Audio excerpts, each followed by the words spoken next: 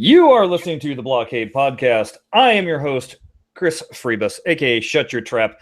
He is the birthday boy, Jared Morgan. Hello. Yes, I'm here, and it's my birthday. I'm 37 today. I would say you're old, but I'm older, so. Yeah. I don't want to incriminate myself there. I'm bald for a reason. They're 39. Yeah, let's call it that. For those playing at home, I'm a leap year baby, and I'm 11. You do the math. So we had to skip out last week because I understand you were on death's door. Yeah, it wasn't a good time here in this house. There's a bit of a nasty viral gastro bug floating around here at the moment. And we got it, the whole family, of course. Because, a family that shares, cares. Mm-hmm. So, yes, we all got stricken with this disgusting thing. And there was the firing out of both ends that we all love with the whole family. But luckily, we didn't get it all at once. So it sort of went through the family. So at least everyone wasn't queuing up for the toilet, which is kind of good. That is kind of good, I guess. Yes. Yeah, it's very real positive you can get out of it because the rest of it was pretty shit. Yeah. And then so normally we record on Saturday for myself. It's Sunday in the future for Jared. So we weren't going to be able to record Saturdays, and then we were thinking, why don't we record Friday? But then because Jared was sick, he didn't bring a chance to bring home any of his stuff, so we couldn't record Friday. And then it was our old fallback of, we always recorded on Sunday in the past. But I had my Orange County Pinball League to go to. And so, we decided, you know what? Let's take a week off because there's not a lot of pinball to talk about anyway last week. Truth be told, there's not a lot to talk about this week either. The universe is conspiring against us. So let's just not bother. Yeah. Exactly. So here's the reason why there was no way that I was going to podcast. I mean, come on, I get to go play pinball. Why would I want to podcast? But particularly wanted to go check out the tournament this time because at this particular tournament, they had the brand new Circus Voltaire Color DMD screen going on. And this isn't the video screen version. This is actually a proper multi-color LED, right? And it looks damn good. I bet you. Yeah, I was, because you had mentioned, they're not doing the LED, and I didn't really think much about it because there's a mode, you can choose with Color DMD to either have it replicate the dots or to have it blend everything. I personally am not a fan of the blending at all. It looks odd to me. It looks great on Indy Jones. I've seen it blended on Indiana Jones, and it looks really quite good. Yeah, I don't know. There's just something like when they did it with AC/DC. Yeah. I personally found the dots to look a lot better than the blended version. I mean, that's just me. So maybe that live sort of digitized footage stuff that they often use in Sterns. That that would tend to what I do agree with. Yeah, I think the less sort of live, the more actual dotmation stuff that's like only unique to pinball machines. I think that stuff will come across a lot better when it's smooth because it's designed just for the pinball machine, not trying to sort of. I don't know why they digitize stuff on pinball. It's so stupid. Yeah, it's because they don't have animators. Yeah, that's right. You got to cut the budget somewhere. Hey, let's just go to the animator. I mean, why we got video footage? It's kind of like when somebody goes, it's really easy to take a color film and turn it into black and white. You just put it into black and white mode, and it's like you do realize that there's an actual art to how the color palette that you use in a black and white film. There's a classic picture of the Addams Family, the TV show, not the pinball machine. The TV show, which was a black and white TV show in the 60s, but there is a color photo of what the living room actually looked like on Addams Family. And it is this salmon pink walls, and everything is really kind of bright. Well, that's because they need the contrast of black and white. And so they were using all these colors that you normally wouldn't have used for a color filming, but you had to in black and white. So, the contrast would pop essentially. Exactly. Yeah. And then on the flip side, if you're doing fake blood, well, you didn't need red blood. You just needed something that would get that glistening going. So they used chocolate syrup because it really captured the light and reflected properly. Yeah. So anyway, yeah, the DMD on this thing, it is true dot LEDs, and it is gorgeous looking. Oh yeah. It is gorgeous, and it also, you forget that it wasn't initially part of the table. You know what I mean? Yeah. It quickly ceases to be a mod and just becomes something that you're used to. That doesn't look out of the ordinary, I should say. So if you're walking up to this pinball machine for the first time, you saw this installed, and you were watching it, you go, "Oh yeah, that seems legit." Like, yeah, they had obviously had this technology back in 1995. Yeah. The color palette that they chose to put on this thing too matches again brilliantly with the machine itself. I mean, everybody knows Circus Voltaire is a very colorful table to begin with. Yeah, but in Clown Vomit in kind of an okay way. Yes. Not in the hurricane or kind of way. It's, and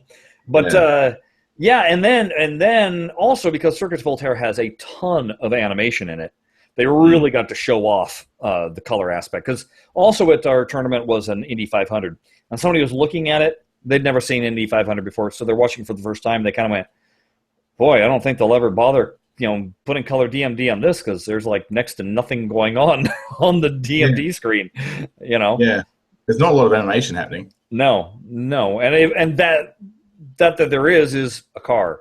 Ooh, maybe it'd be an easy one to knock out, right? Yeah. So I tried capturing some video of the DMD in action and posted it to Twitter at the BlahCade account. The one that I didn't. I was trying to capture the remaster coming up. I think I got the Highwire multi-ball instead. That I posted that. The one that I wish that I had it captured, because here's the thing: people don't really like you videotaping over their shoulder while they're playing in the tournament. So I wouldn't have a problem with it. I actually like people talking to me when I'm playing a game, and it doesn't bother me at all. In fact, it makes me play better. It relaxes me. So anyway, the one I wish that I had gotten was the cannon going off. Holy crap, does that look amazing. Oh, yeah? Oh, is it God. Fiery as it goes off? I mean, it goes the flame out, and then it turns into the smoke, and it's just a beautifully animated piece. Plus, the cannon has all sorts of colors on it. No, that one was by and far one of the best colorizations for the animations of any of the color DMD that I've seen. It really caught my eye. So I think anybody that plunks down the money for this is going to be very, very, very, very happy. It looks fantastic. It's possible that you can put this display in any pinball machine, right? It doesn't necessarily have to be CD. It can be any machine. Couldn't tell you. I don't know for sure. It would make sense that it could go into any machine. Yeah. I've got a feeling that Color DMD and Stern might have actually partnered. I heard rumor of this. And that might actually have a thing going on. So I just wonder, because Ghostbusters is the last game to feature a gas plasma display in it. So like a standard DMD, or sorry, not gas plasma, but LED emulating a gas plasma display. Okay. So I just wonder if this new product that's been released is actually come about because of Stern and what they're going to be doing with their next table. So it'll be interesting to see. But I was really impressed with the video you posted of it. I bet you, because it's not an LCD screen, it's LEDs, multicolor. Yeah, they would just be so bright as well. It they'd just be popping up. It wasn't painful. I mean, it didn't. It wasn't. It was no brighter than the rest of the table. Let me put it to you that way. Okay, right. I bet you could probably adjust the brightness because they're LEDs. You could actually adjust the intensity of them as well. Yeah. Now, that being said, this table, I didn't even think to look, but this table probably was modded out with all LED lighting too. Because it was a very sick-looking Circus Voltaire. It was clean. It was clean. This particular collector's house that we went to, all of his tables are pretty dang immaculate. I mean, they are very gorgeous. So another table that was at the tournament was Genie. and Right. this playfield was flawless. Yeah. And cleared? Had he cleared it? it was clear coated. It was gorgeous.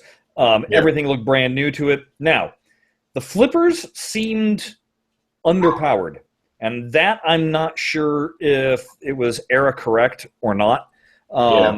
Getting a ball through the spinner was an effort. I mean, it really was like, push to get that ball all the way up there to the spinner. That being said, though, the rest of the table played like it should play, which is that slow, very bouncy. You can see the ball where it's going a mile away. So yeah, super slow yet torturous too, because when it's like that, you see the ball coming down towards the flippers, and you go, "There's nothing I can do about this." Well, not only that, but your reaction time is completely thrown off. Like you're trying to like nudge the ball, and it's not doing anything because it's moving so slowly. Let's put this way: if you're used to doing live catches at a certain speed, on Genie you're doing it, half a second too early. Yeah, and the ball's just not there yet.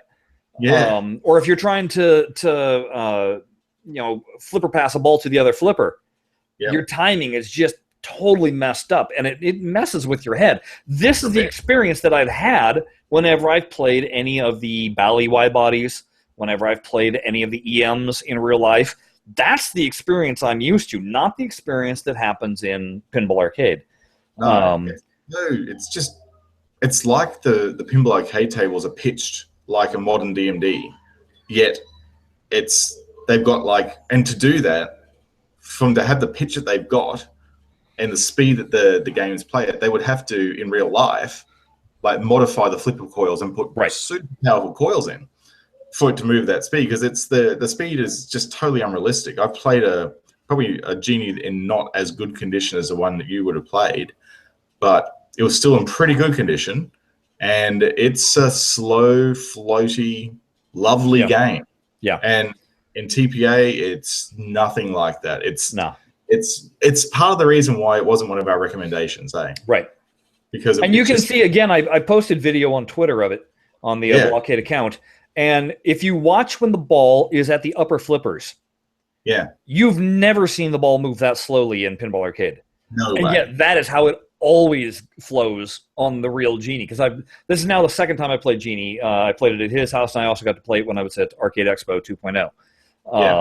And both experiences were the same with the floaty. Like I said, I think his flippers were a little underpowered, but not by much. Again, every EM that I've ever played, the ball, from a caught captured ball, you do that flip, you're lucky if you can get the ball 3/4 of the way up the playfield. It's usually right about the halfway mark that ball starts coming right back down. Getting to the top of a playfield is part of the challenge of an EM. That's why the bumpers are worth more points up there. Yeah, that's exactly right. Yeah, it's because the upper playfield is where all the money action is. Exactly. So you basically trying to keep it alive when you do your flip. I mean, when you do your plunge for as long as possible up there. And then once it comes down there, well, now it's, doing nickel and diming. Exactly. Yeah.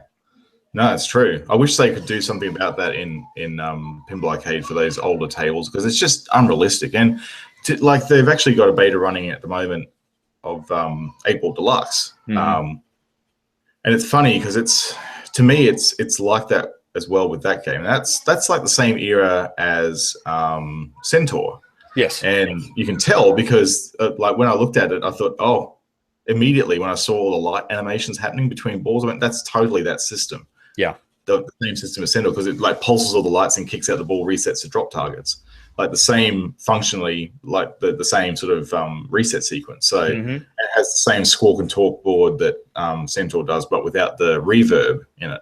Right. So watching how that plays and knowing how big the solenoids are in those games, because I've actually had the hood up on them. They're tiny little solenoids for the flippers. Yet this ball is rocketing around the playfield like it would be in a 1990s DMD. Yeah. And it's when you're playing one of these games, even if it's in reasonable condition, like you shoot the ball up one of those loops and it dribbles up the loop and just makes it to the top lanes. That's how it's designed to play. Right. It's not all fun like Medieval Madness. Yeah, and that's exactly what it does at the moment. It just shoots up there at this rapid rate, and you go, look, there's no way, there's no chance. That's the thing. There's no chance for the ball to dribble back down and be at risk again. Like, it's a sure shot up that ramp, up that loop, you know? Yeah. And it just destroys what the game is all about. It's just, like, if realism is what they're shooting for, then they're doing it wrong with this aspect, really. It's not right. Now, at our tournament, the highlight for what he had there, two brand new games. He had Wizard of Oz and Game of Thrones. I don't know if it was LE or Premium, but it was not Pro. It was the one with the upper play field. Yes, the one with the upper play field. And so accordingly, most of the players there, again, most of them have not had a chance to really mess around with either table. Strangely enough for me, of the 6 tables I played, guess which 2 I took first place on in my grouping? Those two. Those 2, the 2 tables that I have no clue what the heck is going on. And hope for the best. Yeah, pretty much. So yeah, I was rather stoked. Overall, I wound up placing 9th in the tournament, which is just like, that's good. Is shocking to me. I absolutely shocking. How many people were playing? Probably 40, 44, 40 somewhere around there. 9th is pretty respectable. Very respectable. Now, the funny thing was with so Game of Thrones, he did have the headphones plugged in. He had some headphones there. The bad news is that you put them on and you get the sweat from somebody else that just had them on. Yeah. Kind of nasty. I told you to bring your own, man. Well, there was no, but that's the thing with Game of Thrones. There's no plug on the front of the machine. Oh. No. There is on Wizard of Oz. There is on Wizard of Oz. There is not on Game of Thrones. Game of Thrones, it comes out of the back box somewhere, behind the translate. And that's the same way that I saw it at Arcade Expo, the way they had it set up there. So obviously Stern has not gone the extra mile there for putting headphone jacks on the front. Because running an extra 6 meters of cable from the, or not even that, like 3 or 4 meters of cable from the back box to the front cabinet is a lot of extra money, Stern, right? That being said, I played 2 balls with the headphones, 1 ball without the headphones. The ball that I played without the headphones, I sucked at. So it was amazing. I was using it to isolate out and really focus in and hear everything. And it's super amazing what it does to your game. Like when I played it on Wizard of Oz, like I did get a high score on it, and I was quite surprised. So the funny thing about it all was most people's scores. Again, they were trying to figure it out, and it's kind of slow going. And I'm going to bring up the score sheet right now so I can really tell you what these scores were. Use a software program in your tournament, like Match Play or something like that? Our tournament uses, was it the Chicago Pinball Mafias? I forget what the group's thing is, but it's their custom software is what they actually use. Here it is. Okay, so give you an example. I won my 4-people grouping with 136 million. And that was good for 6th place on the table itself. Okay. Now, the match before me, I feel really sorry for 2 of the 4 people that were in this match. Because they were going against a gentleman by the name of Bob Matthews, who is, I believe, 33rd in the world, and Johnny Modica, who is 55th in the world. And so, like I said, my score, 136 million. Their scores were 2 billion and 3.5 billion. Oh man. Johnny almost ran the table. I mean, he was 1 dragon away, I think, from running the table for all the wizards. Yeah, no, it was just, it was insane watch. And the poor, the one guy, he scored 1.5 million on the table. The poor guy, he was just like not having any fun because there was literally probably 20 minutes between his balls. Oh, this is why I never ever play 4-player games in a tournament because it drives me insane. If you get paired up with a really good player, you're sitting there, you lose your mojo. Oh, you totally lose your mojo. I hate it. I refuse to do it. I go, no, I'll do my 3 balls and then you can have a go. Yeah. Because, man, it throws me so bad if they if we have to like take a break between balls. It just screws me up. Yeah. And maybe that reflects my ability as a pinball player because the other guys who do play 4-player games and still dominate with that. But I think it's just my play style. It's a different skill set, obviously, too. Yeah, it is. You know, you have to learn how to adapt to that, how to play one ball and play one ball good and not count on, having that muscle memory for the very next ball. You know, that's right. Each ball is a new ball, and I guess if you play pinball enough, you don't need that warm up or that consistency of play to really carry you through the game. It's all there, ready for you to go. It's just you just approach each ball as a new thing. Now, 3 of the tables that were there were brought by another collector, and he brought with him Hurricane.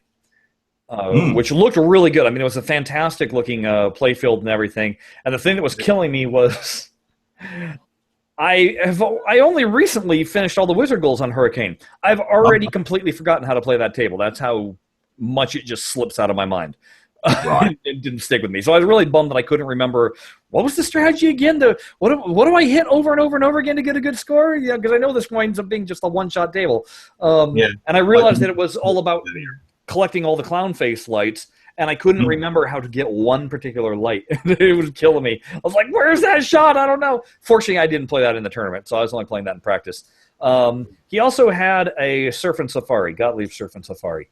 Yeah, again, screw you people that want to bring more Gottlieb premieres in. It's an ugly table, and it has a similar sort of, from memory, Surf and Safari has a similar way of building things up as Going Nuts did. It has like a little light matrix in the middle of the table that you shoot things, it builds up the light matrix, and then you get like an award at the top sort of thing. Yeah, it just I spent about 2 games on it, which is like, bleh, hate it. Please don't bring it to TPA. Please don't. Yeah. It's just yuck. The other table that they had was a Bally Atlantis, I believe. Oh, okay. Which it didn't really grab my attention that much, but it was interesting for playing that era of table, because it's so obvious how much farther advanced William was in that same years of tables more than Bally was, because obviously this is before they merged and became one. But it's the same era of table as Elvira and the Party Monsters. I'm just having a look at the play field now. It had some tough shots. There's a 4 bank of drop targets or 4 drop targets that as soon as you hit one, it starts giving you this countdown timer. Yeah. Or countdown beep. And you got to knock down the other 3 in order to collect, or even set up, I should say, what your timed shot after that is. So it was kind of interesting to play. I'm always happy to play pinballs that I've never touched before. So that was one of those that I'd never had a chance to grab. It's like this. It looks like it has some sort of strange lock system or lock mechanism on in the top left. Yeah. Yeah. Which I never figured out for myself because I never could hit that shot. Yeah. It certainly looks interesting. Yeah. So, like I said, I would very much like it if Farsight brought in some of these Bally's from the mid 80s. Just because they're different. They're odd. They don't... Yeah. They're... you look at a lot of their play fields, and there's always something quirky about them, something just different that you are not in the least bit used to. Whether that's a good thing or a bad thing, jury's out on that for me. But it certainly makes for interesting play.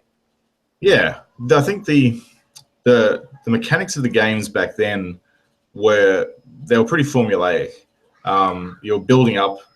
you're sort of collecting the 3 or 4 different things and then going for like the sort of mini wizard mode. It was very much about instant gratification with that era of tables, and that's the thing that's really quite nice. You look at Diner, for example, right?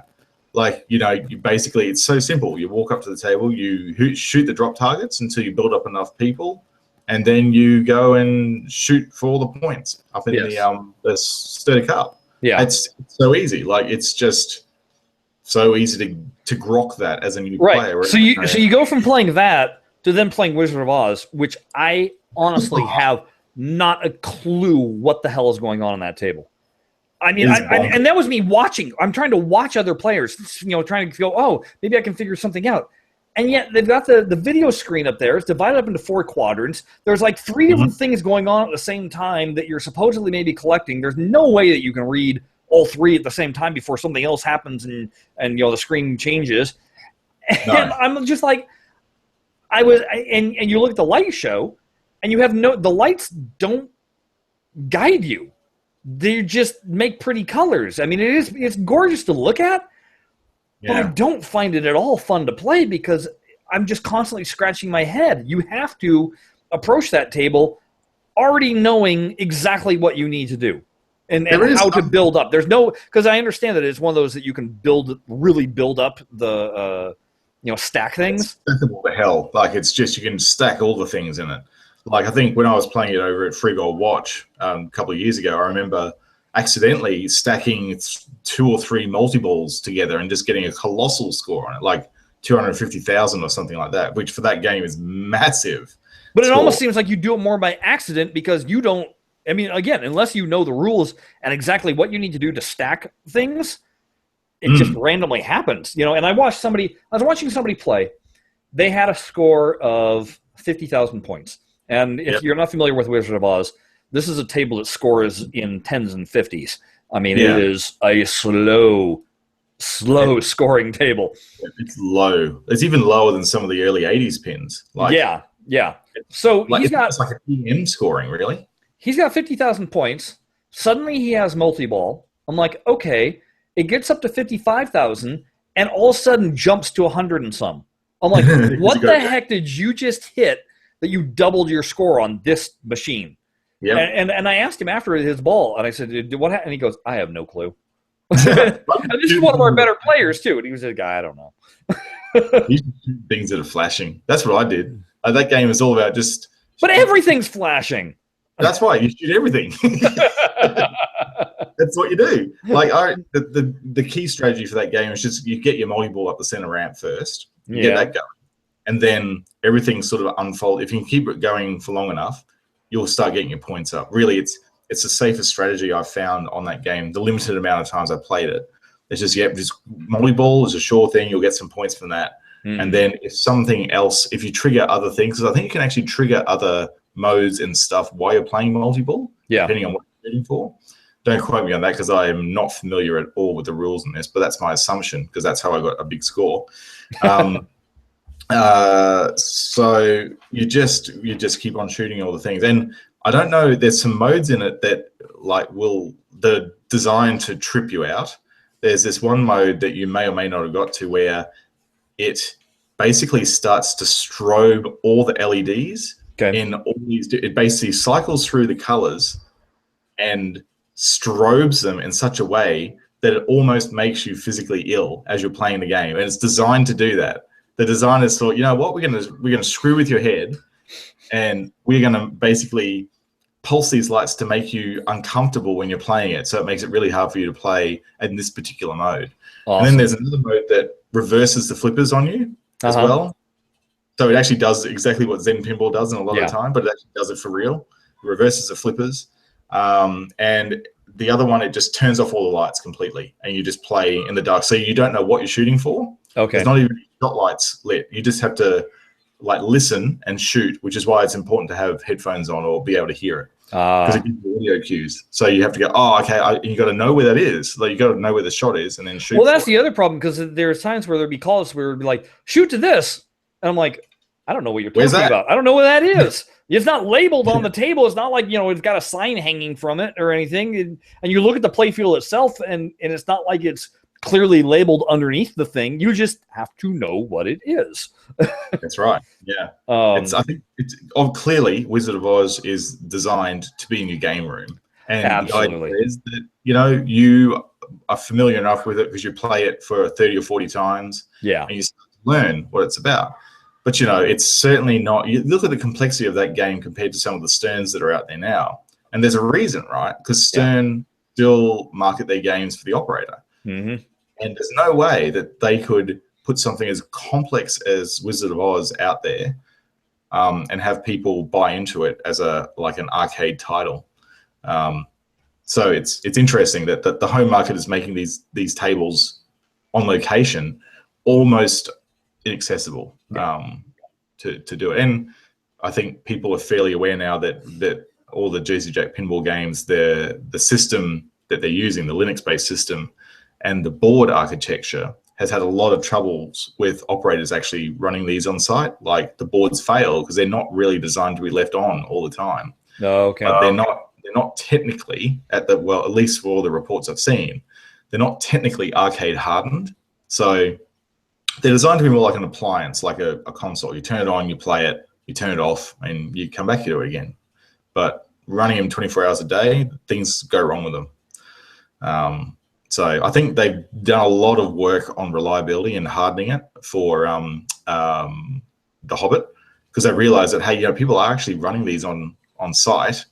And I mean, they've got coin doors on them and coin validators. So, they've sort of suggested that you can run them on site. So they have to make sure the hardware can handle it.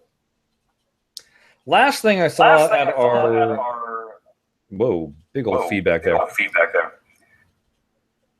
Do you hear the echo? No, I don't hear the echo. Okay, I was hearing echo there. Oh, now I'm not. Good. Okay. The last thing I saw at our Pinball League was a sponsor of our show from Wizard Amusements, Mike Levitt. He showed me what his most recent plunger lane shooter rod is, and that is it's Rod Zombie's head for Spooky Pinball's pinball for the new Rob Zombie. And it was a really good looking Rob Zombie. The note that he'd gotten back on it, though, was Rob looks a little too happy. And it wasn't that he looked happy. It's more that he just wasn't mean and evil enough. So the feedback was he's too happy, which was kind of odd and funny. But anyway, I thought it looked fantastic. So those of you that want to take a look, go to his website and hunt him out, see if he's posted pictures of it yet, because I'm sure pictures will be popping up very soon for that. But it's definitely cool. It was definitely cool looking. So I'm always happy to see what he's working on next and getting ready to put out there. There was one other tournament that was going on this past week, and that was the one that Farsight runs. Oh, yeah. I had a bit of a go. Yeah, I decided to sort of have a bit of a shot. And for me, the only table I did well on, comparatively speaking, because everyone else that plays in that tournament is much better than I am, I had my best game ever on Cactus Canyon. Oh. I got to the wizard mode on it, of course, and I didn't unlock any goals because, the goals don't count in tournament tables. Right. But yeah, I got to see the wizard mode. I got like 300 million or something like that. Okay. And was up on the leaderboard first for a while, and then people got 800 or 900 million. I just went, screw you all. I'm going home. That is insane. On that game, it's nuts. I mean, what level are you at, I should say? Are you gold, silver, bronze? I think I'm gold. I've never been off gold, even though I haven't played in some tournaments. Like I've never left gold. I'm magic. So this was my first tournament being in gold. And so now my strategy is just to maintain that. So I came in at 36th place, and I was very happy. That's good, because I'm not going to do all that well. I'm looking at on Steam, on Cactus Canyon, top score by Tarek, 365 million. There you go. Silver level, 328 million. Bronze tier, 335 million.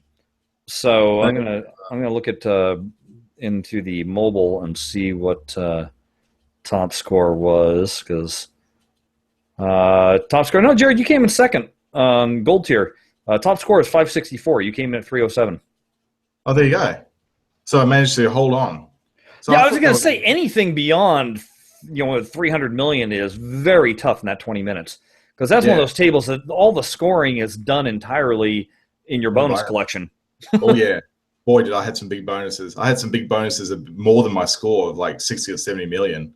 It was incredible. I just kept it hanging around up in the pop bumpers. Yeah, and then unlocking some stuff, and and I'm just playing it. But most of the time, it was like, yeah, shoot the mine, get it up into the pops, or like shoot the left loop, just pop it all day, basically. That's right. That is how you do it on that table. It's ridiculous. That's why it's not a tournament game like in real life, because it's just so overblown. I was excited because this tournament had Ripley's in it, and Ripley's is the one table that I know that I can just have my way with. And I was very disappointed to find out that apparently Farsight has tweaked some of the railroading on that. Oh, really? So it used to be that from a captured ball on your left flipper, if you flip that up the center ramp to the 3 in lanes of the slot machine, it would 95% of the time drop into the far right lane, and therefore you could get your jewels that would make you have 2 times scoring on the table really easily and consistently. This time around, it was probably a 60-40 split of it more often than not going into the center lane. Oh. Center lane jewels give you the god-awful road trip mode that you do not want in a 20-minute tournament. You absolutely don't want, because you don't score many points on it, and it takes forever for it to end. And that's critical to your 20 minutes of scoring on Ripley's. Because Ripley's, it's all about how many times can you run the continents. You want you want to collect the continent bonus, and you want to be having 2 times on the continent bonus. And if you can collect it 3 times, you're doing very well. You'll get a very good score, probably 190 to 200 and some plus million. Now, that's for players like me. If you're a player like Tarek, his strategy is to get into North America and abuse it. Right. Because you can really get the jackpot high. My problem is I cannot hit the shrunken head to save my life. Yeah. I really, that's the one shot on that table that I do not have at all in my wheelhouse. So like, it's sort of all the way up the back there. For me, it always just floats in there accidentally. Well, and you cannot hit it with the left flipper. It has to be a right flipper shot. And I cannot figure out, it's a very narrow window on your flipper for being able to get it up there. You got to hit it just perfectly, it seems. And I've never been able to figure it out. So North America to me is, okay, let me just drain my balls and get on to the next continent. Again, it's not for me, but I know that that's Tarek's bread and butter.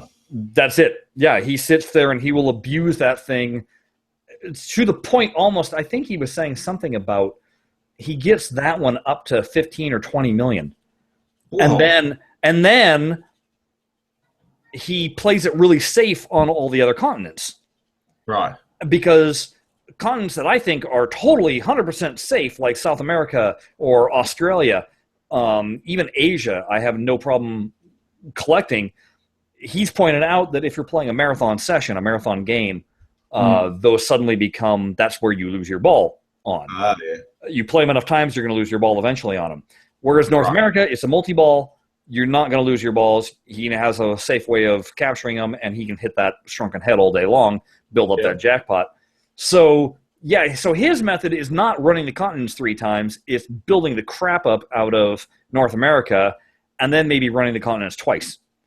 Right. But if he has 2 times scoring on that, suddenly you're collecting 40 million the first time on North America because it's doubled. And then the next time you go through, you're at 80 million on it. I mean, it just grows huge. Yeah, for sure. So but I thought I was going to be really good, but that stupid railroad that got eliminated, I was never able to get my 2 time up. There you go. But it's good they tuned it a bit because the railways were pretty bad in it. So Yeah, I know, but it's disappointing. I had to open up the app then because I wanted to check where I actually finished up. And out of 378 mobile players, with very little effort on my part, I finished 98th. So I was in the top 100. Wow, that you guys got that many players in. Oh my gosh, yeah, Yep. 378 people are in gold tier. Wow, Yeah. because on Steam we only have 71. Well, wow. Okay. Yeah. Well, that's because, well, you know why? It's because Steam has only just started having tournaments. Oh, yeah. We're only 6 months in, I think, something like that. Yep. So, whereas mobile's had it for, well, since the inception of tournaments, I believe. Yeah. Yes, that's right. We've had that a long time. Yeah. So it gets the player bases. I think it's spread across iOS and Android too. It's not just Android. It's just mobile as a conglomerate or any Right. mobile. So yeah, it's hard to actually get a decent placing in there because it's always the top people who will get it, which is why I just don't play. I'd love to see 5-minute tournaments. That are really That's entirely why I'm just like, you know what? So long as I'm not getting bumped down to silver, I'm not going to try and chase the top 10. It's ridiculous to try and chase it. Yeah, I don't know. It's a fool's folly. unobtainium. That's Yeah. what it is. Yeah. Especially when some of these guys are sitting there saying, oh, well, yeah, I only played 5 times and this is what I got. And I'm like, I played 20 and I still was, 15, 16 places behind you on that one table. So I thought my effort was pretty staggering for what I was able to do. So yeah. But now that the tournament is over, please, all of you players that are on Steam, go back to baiting the head-to-head mode because I couldn't get a single matchup in head-to-head because everybody was too busy playing on the tournament. And the beta is in desperate need of attention. So they have taken head-to-head off the mobile. They had to get some extra fixes out to the UI. They wanted to get group sorting in. Okay. So we actually now have the ability to see tables from the manufacturers grouped with labels now.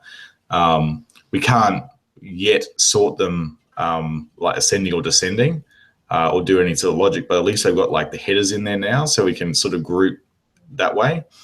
And so that was good, but they had to disable head-to-head, which honestly didn't bother me because I could never initiate a head-to-head session with anyone that's in the beta testing group. Well, and I've been having troubles with that too, and that's why I really want people to come in because I can't troubleshoot it with maybe only one person in there. Then I don't know, is it just a problem of us not being able to connect together, or is it a problem with something, with how Farsight has it set up? So the more people, the better. It's much better on Steam because on the Android, it's like a closed beta group, though it's a private group. And we're in public beta. They've picked the people they want in there based on their reliability and how they contribute to the betas and all that. So the Steam beta is great because anyone can just activate the beta channel and get on it. Like you don't need any membership or anything like that. Folks, all you have to do is you have to right-click on the game in your Steam library, right-click on TPA, a series of options. The very last option is properties. Click on properties. You'll see the tabs. One of them says beta. Click on beta, and from there you'll be able to see the selection box. You'll be able to select. Currently, it says public UI beta. That's the one you're going to select. It's good for the head-to-head. Cool. So anybody that is on Steam is available and to play it. It's open to the public. But get on it and get testing. Now, I thought of one other mode that I would love to see in head-to-head, but I'll tell you about that after I tell you about Loot Crate. Hey, have you guys hopped onto Loot Crate yet? Why not? Because it benefits us, the BlahCade. So why not try it out, right? Just go to trylootcrate.com/BlahCade. Enter in the promo code BRIDGE10 and you'll get 10% off your first order. Doing that, you have a selection of different crates that you can choose, starting down as low as $8.99, going all the way up to, I believe, $150. The items that you get are usually double the value of what you paid. And as we've mentioned before, it's usually something in the nature of a T-shirt, some kind of a figurine, collectible. It's all geek. Yeah, it's all geek related stuff you're going to love, stuff you're going to want to display on your desk, top Yep. So get on it. Go to trylootcrate.com/BlahCade. Enter in that promo code of Bridge10, and everybody will be happy. That's right. So the mode I would love to see dropped in is King of the Hill. Oh, okay. So King of the Hill, the way I imagine it is, you enter in, you get entered into a match on a particular table. Mm-hmm. Whoever wins that table is now king of that table, and all of a sudden they're paired up with another person coming in to try and bump whoever the king is off of that table. And then maybe it would show, how many wins that person has had on said table in a row. So you could really get an aspect of that. Now, there could be many variations of that too, whether it's a permanent record of who has the most wins on that table, and you're just trying to get more wins than them, or maybe it's you get to see who has the most wins, and then you can issue a challenge to that person and try and bump them off. And if you're able to bump them off, then you're the new king of the hill, and anybody can issue you a challenge to try and pair up with you. I just think it would be a fun way of it'd give you a reason to hang out in the lobby, because right now that's the other problem that I'm having is I go to the head-to-head lobby, I select my table, and then I just sit there and I'm waiting. And I'm hoping for a match. And if I get the match, great, I'm happy. But as soon as that match ends or that person leaves, then I'm back to, well, what am I sitting around here for anyway? Why don't I just – maybe I want to go play another table. But if it was a situation where I want to hang around because I'm king of the table right now, that'd be kind of fun. I think there's all sorts of ways that different parameters that could be set up for King of the Hill to make it work with however Farsight needs to make it work. I certainly like the idea of trying to bump somebody off because that'll just make them come over and over and over again back into it. Yeah, I think that'd be cool. That's another easy mode to do too, like with the lobby and that sort of system. So I think it's great. The more of this type of idea that people have, the better. And the only way that they're going to come up with these ideas is to test. Exactly. So get on there and open up your mind and ask, what if? Because I didn't think about it just during the day. I thought about it while sitting in the lobby. Oh, really? While I was trying to play head-to-head, it was like, it'd be great. And that's when it's going to hit you. It's while you're sitting there waiting with your thoughts going, what would make this better? Why am I bored right now? Why am I not wanting to be here? You start asking yourself those questions. Start then asking, well, what would keep me here? What would make me want to come back continually to this? What would keep my interest? Those are the things. Then you go onto Pinball Arcade Fans Forum and look under PC, under Public UI Beta, I think it is, and enter your thoughts. Just right now, the person that's doing the programming on the head-to-head, Steven, he's being very receptive. He's listening to what people are saying, and he's cataloging everybody's ideas because they're looking for ideas. They're looking to see what exactly that they want to do and what they can do. So, get in there and get your ideas out. Do it. Do it. So the last thing I'm going to talk about, because I'm full of things to talk about on a session that I didn't think I had much to talk about. Last thing I'm going to talk about is I need to give a shout out to my boy. So my son's been doing martial arts for 3 years now, I believe. And today was his test to see if he qualified to get into the Black Belt candidate program. Mm-hmm. And so this particular day was a little brutal, though. So they wanted to make sure that the kids really, really wanted it. Right. So he had to do 500 sit-ups, 450 squats, and 150 push-ups. I couldn't do that. There's no way. Now, he's a fit dude. Now, fortunately for all the kids, they weren't making them do like real sit-ups. Oh, I was going to say they're little harpies. Let's just say, like, eventually, as long as they can get their shoulders up off the ground, they're counting it. Right. I could do that. Yeah, the push-ups that were being done were not exactly, chest to the floor kind of push-ups. It was basically so long as you can get a crook in your elbow and straighten it out again, that was counting as a push-up. That being Okay. said, though, I mean, you're talking about kids that are ranging in age. My boy is 10 to, I think the oldest was probably maybe 13 or 14. Right. They don't exactly have a lot of muscle mass on them. No. So, I mean, it was still very much a challenge. And my poor boy, oh my gosh, they did the sit-ups first, and at 250, he was barely able to even sit. I mean, it was just like, oh, there's no way we're gonna get to 500. Yeah. And his form is, again, he's a little kid. He's never had to worry about proper form on sit-up or anything. No. Now's not the time to teach him either. No. So with a little assisting of cupping the back of the head, so he gets the idea of rolling his head forward and everything, and letting him know exactly that no, you don't have to go all the way up to your knees. You only have to come up a little bit. It's a crunch, not a full blown sit up. Anyway, Yeah. he wound up being able to accomplish all these things after a 2-hour session. Wow. Yeah, so I'm very very proud of him being able to bust that out. Myself, I've been doing and posting on Instagram and on Twitter a push-up challenge that somebody issued me. So I was doing 22 push-ups a day for 22 days. It's to raise awareness for post-traumatic stress disorder among soldiers.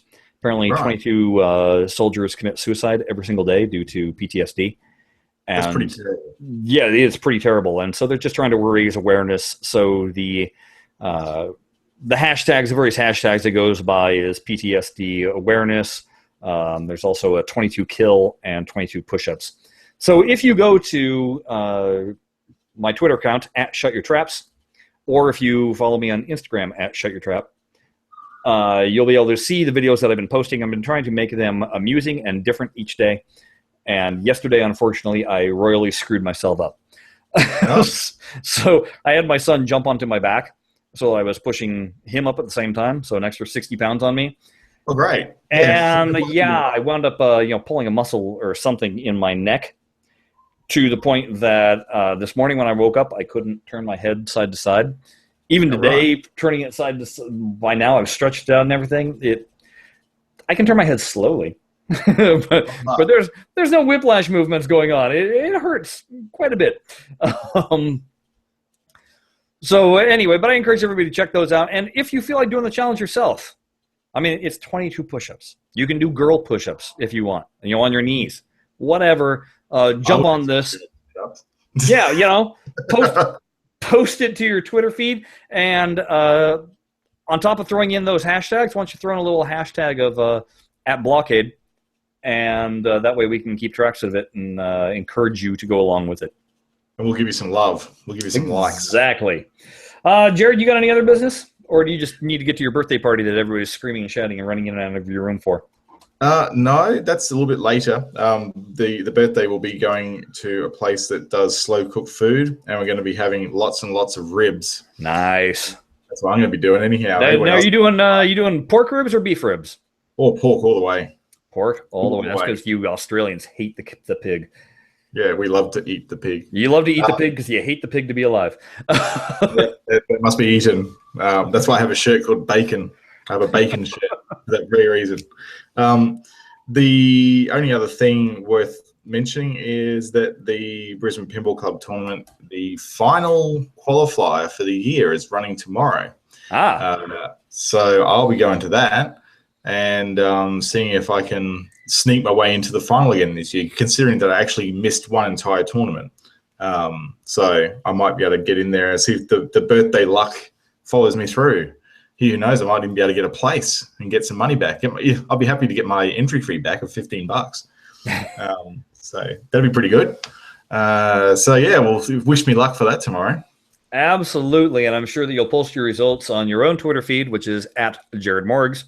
Yes, I'll do selfies like I did last time. There you go. So make sure to follow us on Twitter. All sorts of things are going on. At BlahCade, for sure you want to follow, because then you get to find out when this podcast gets recorded, except for on a day like today where Blab was not working. So we're doing this on Google Hangouts on air. Yeah. Blab was having a bad time today. Yeah.